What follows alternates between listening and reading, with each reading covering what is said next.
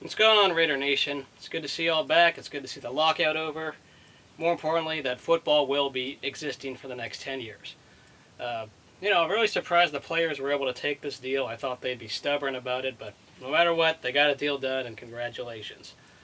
So finally, Coaster here just checking in. A little bit on the free agency I wanted to talk about.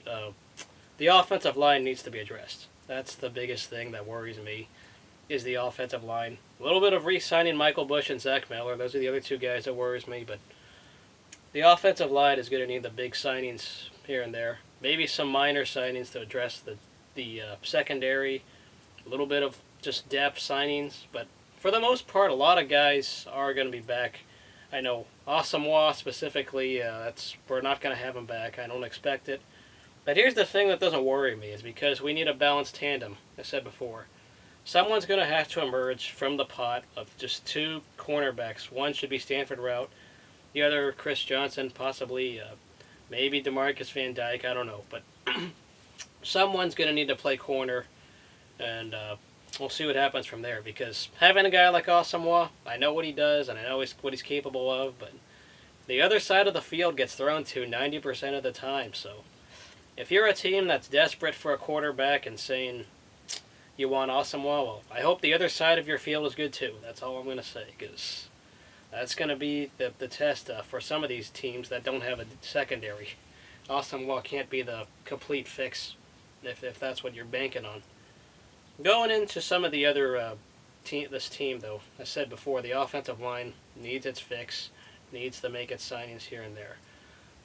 Not really much else, though. I think some of the linebackers might have a few changes. I don't know about Thomas Howard being back, so probably might have to, one of the guys we drafted might take his spot. As I said before, Zach Miller needs to be re-signed. That's probably the biggest thing right there. But just good to be back. Raider Nation, let me know what you guys think, who should be signed, who you don't want to see re-signed. But I don't think Asamoah's going to be back. That's probably what I'm expecting. But I'm also not worried, as long as it doesn't go to an AFC West or an AFC team for that matter. As long as he goes to the NFC, I'm fine. So we'll see then. A few other quick thoughts on the lockout. The only losers of this draft were the high draft picks like Cam Newton.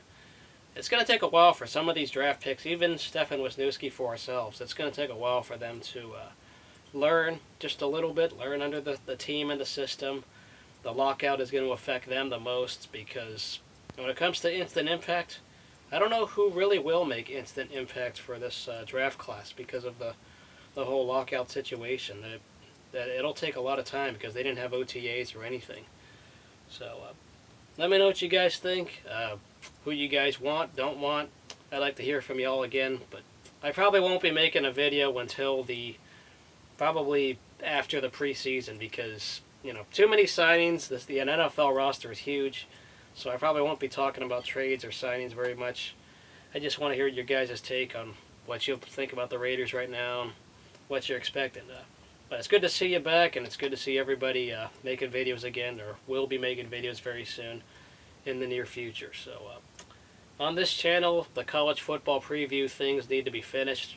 But until then, we'll see you guys in August. Go Raiders as always, and we'll see y'all later.